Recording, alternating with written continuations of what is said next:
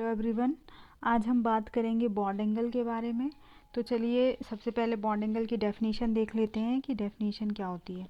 तो देखिए, bond angle can be defined as the angle form between two covalent bonds that originate from the same atom.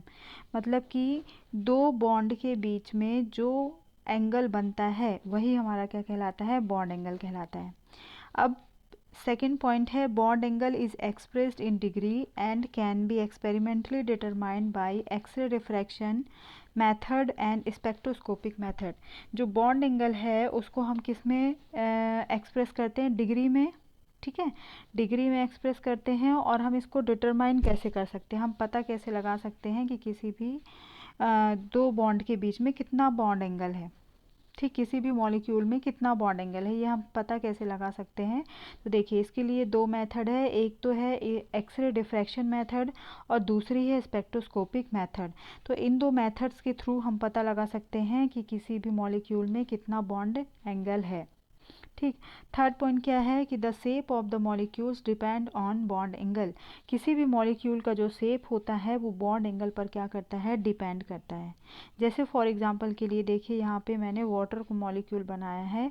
इसमें दो bond हैं जिनसे क्या जुड़ा हुआ है, एच जुड़ा हुआ है। ठीक है, हाइड्रोजन जिनसे क्या है, जुड़ा हुआ है। और इन दो बॉन्डों के बीच का जो बॉन्ड एंगल है वो कितना है, 104.5 डिग्री का क्या है, बॉन्ड एंगल है। चलिए अब हम नेक्स्ट देख लेते हैं। हाँ, तो नेक्स्ट है हमारा क्या, नेक्स्ट हमारा पॉइंट क्या है, factor affecting the bond angle. तो यहाँ पे आप लोग हेडिंग डाल लीजिएगा, थोड़ा सा हेडिंग यहाँ पे छूट गई है। Factors factors affecting factors affecting the bond angle.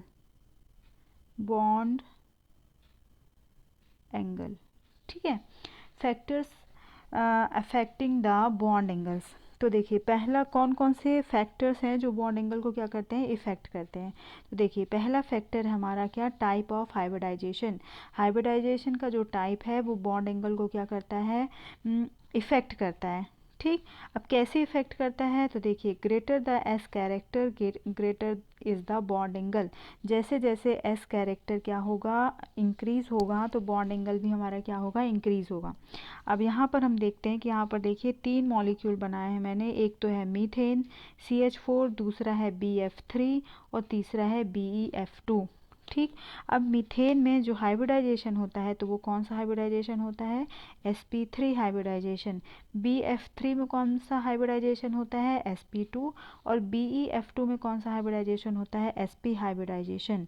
अब यहाँ पर sp3 हाइब्रिडाइजेशन में s का परसेंटेज कितना है। ठीक है, तो sp3 हाइब्रिडाइजेशन में हमको मालूम है कि s का जो परसेंटेज है वो कितना होता है, 25%। उसी तरह sp2 हाइब्रिडाइजेशन में s का परसेंटेज कितना होता है, 33%। और sp हाइब्रिडाइजेशन में s का परसेंटेज कितना होता है, 50% होता है। ठीक, तो आप यहाँ पे देख रहे हैं कि जैसे जैसे हम मतलब सबसे ज़्यादा जो परसेंट s है वो किस में है, sp हाइब्रिडाइजेशन में कितना है, 50% है ना। उसके बाद sp2 में है 33% और उसके बाद sp3 में है 25%। तो यहाँ पर सबसे ज़्यादा बॉन्ड एंगल किस में है, BeF2 में, जिसमें कौन सा हाइब्रिडाइजेशन है, sp हाइब्रिडाइजेशन। और sp हाइब्रिडाइजेशन में ही सबसे ज़्यादा परसेंट s कैरेक्टर है। ठीक, तो सबसे ज़्यादा परसेंट s कैरेक्टर 50% है और बॉन्ड एंगल भी यहाँ पर सबसे ज़्यादा कितना है, 180 डिग्री का है। उसके बाद sp2 में परसेंट s कैरेक्टर 33% है और यहाँ पर जो बॉन्ड एंगल है वो कितना है, 120 डिग्री का बॉन्ड एंगल है। और यहाँ पर sp3 में परसेंट s कैरेक्टर कितना है, 25% है और इसमें जो बॉन्ड एंगल है वो कितना है, 109 डिग्री 28 मिनट का क्या है, बॉन्ड एंगल है।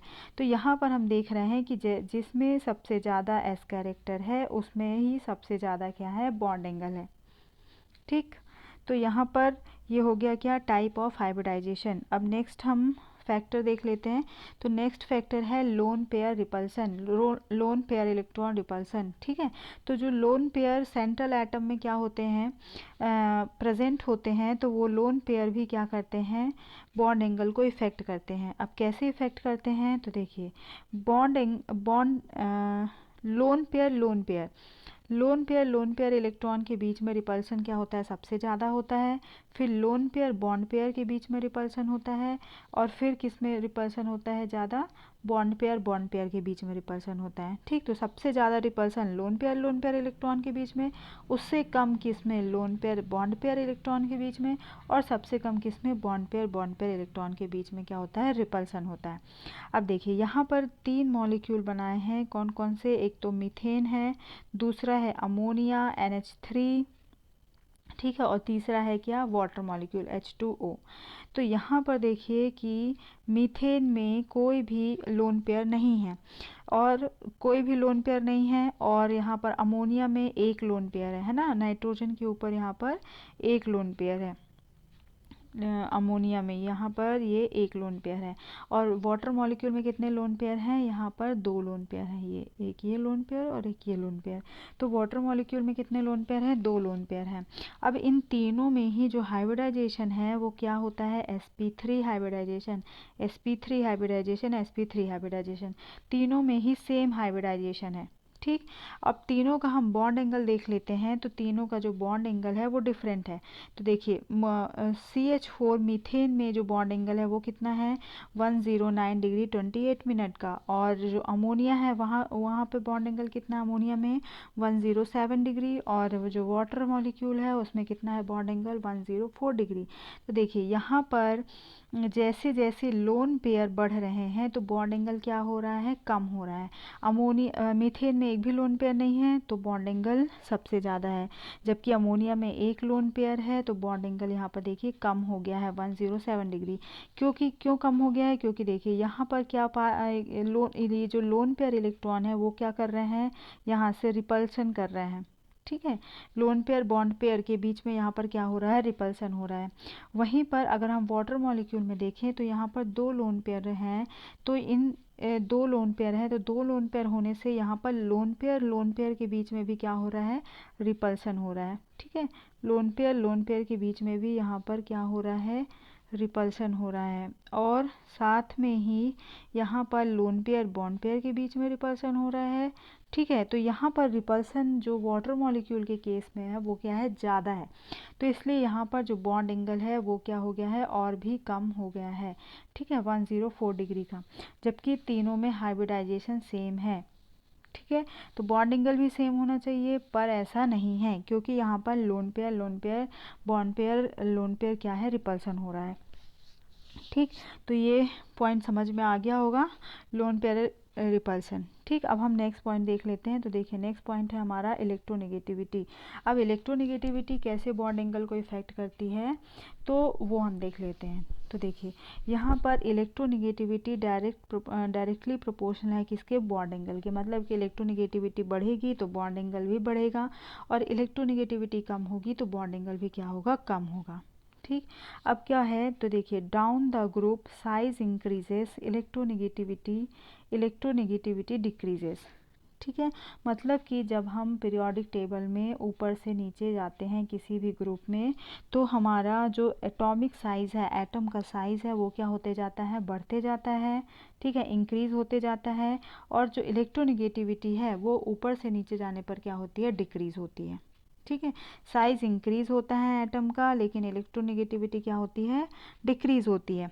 जैसे ये देखिए यहाँ पर नाइट्रोजन, फॉस्फोरस, आर्सेनिक और एंटीमनी, तो यहाँ पर ग्रुप में हम जैसे नीचे की तरफ जा रहे हैं, ग्रुप में हम नाइट्रोजन से एंटीमनी की तरफ जा रहे हैं, तो यहाँ पर साइज तो इंक्रीज हो रहा है। ठीक है, एटम का साइज तो क्या हो रहा है, इंक्रीज हो रहा है, लेकिन इलेक्ट्रोनेगेटिविटी क्या हो रही है, डिक्रीज हो रही है। ठीक है, तो हम देखिए बॉन्ड एंगल देख लेते हैं। तो यहाँ पर देखिए कि सबसे ज़्यादा यहाँ पर इलेक्ट्रोनेगेटिव कौन है, नाइट्रोजन। ठीक है, और कम इलेक्ट्रोनेगेटिव कौन है यहाँ पर, एंटीमनी। तो यहाँ पर बॉन्ड एंगल देखिए नाइट्रोजन में सबसे ज़्यादा है क्योंकि इसकी इलेक्ट्रोनेगेटिविटी सबसे ज़्यादा है, और यहाँ पर एंटीमनी की केस में इलेक्ट्रोनेगेटिविटी कम है तो बॉन्ड एंगल भी यहाँ पर कम है। तो मतलब कि ऊपर से नीचे जाने पर इलेक्ट्रोनेगेटिविटी कम होती जाती है और बॉन्ड एंगल भी कम होते जाता है। ठीक, ये पॉइंट भी समझ में आ गया होगा। अब हम नेक्स्ट पॉइंट देख लेते हैं। तो हमारा नेक्स्ट पॉइंट है साइज ऑफ साइड एटम्स और स्टेरिक हिंड्रेंस। ठीक है, ये क्या है देखिए, larger the size of side atoms larger the bond angle. ठीक, अब साइड एटम्स क्या हैं, ये जो एटम्स इसमें जुड़े हुए हैं, जैसे यहाँ पर फ्लोरीन जुड़ा हुआ है फास्फोरस से, यहाँ पर क्लोरीन जुड़ा हुआ है फास्फोरस से, यहाँ पर ब्रोमीन और यहाँ पर आयोडीन। तो बोल रहा है कि जैसे जैसे जो साइड एटम्स हैं उनका साइज बढ़ेगा तो बॉन्ड एंगल भी बढ़ेगा। ठीक है, तो अब यहाँ पर देखिए कि यहाँ पर सबसे ज़्यादा साइज़ किसका है, फ्लोरीन का साइज़ तो छोटा है, फिर क्लोरीन का थोड़ा बड़ा, फिर ब्रोमीन का और आयोडीन का यहाँ पर साइज़ सबसे बड़ा है।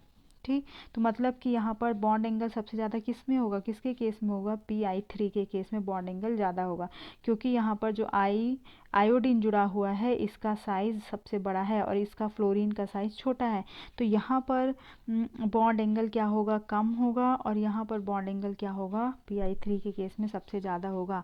मतलब कि जैसे जैसे जो साइड एटम्स जुड़े हैं उनका साइज़ बढ़ेगा तो बॉन्ड एंगल भी बढ़ेगा। ठीक, अब कैसे बढ़ेगा तो ये देख लेते हैं। तो देखिए यहाँ पर कैसे बढ़ेगा, देखिए पहला हमारा क्या था, PF3। ठीक है, मतलब कि फास्फोरस से 3 फ्लोरीन जुड़े हैं।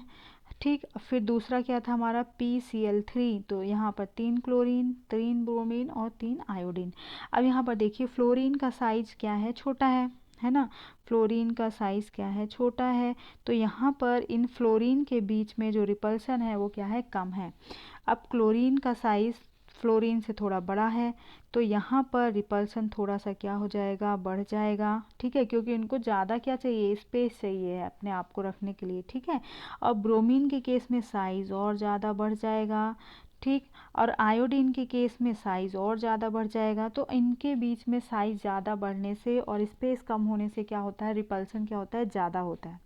तो जैसे जैसे साइज़ ज़्यादा बढ़ेगा, ये जो साइड एटम्स जुड़े हुए हैं तो इनमें रिपल्सन ज़्यादा बढ़ेगा, और रिपल्सन ज़्यादा बढ़ने से इनका जो बॉन्ड एंगल है वो क्या हो जाएगा, बढ़ जाएगा। ठीक है, तो अगर साइड एटम्स जो जुड़े हुए हैं उनका साइज़ बड़ा है तो बॉन्ड एंगल भी हमारा क्या होगा, बड़ा होगा। ठीक है, आई होप ये वीडियो आपको बहुत यूज़फुल होगा बॉन्ड एंगल के नोट्स बनाने में। तो आप इससे अपने नोट्स बना सकते हैं।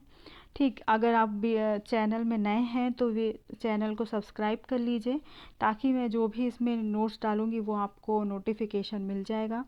और जो भी आपको इसमें दिक्कत है तो वो आप मुझे कमेंट बॉक्स में बता सकते हैं, और वीडियो को लाइक कीजिए। Thank you.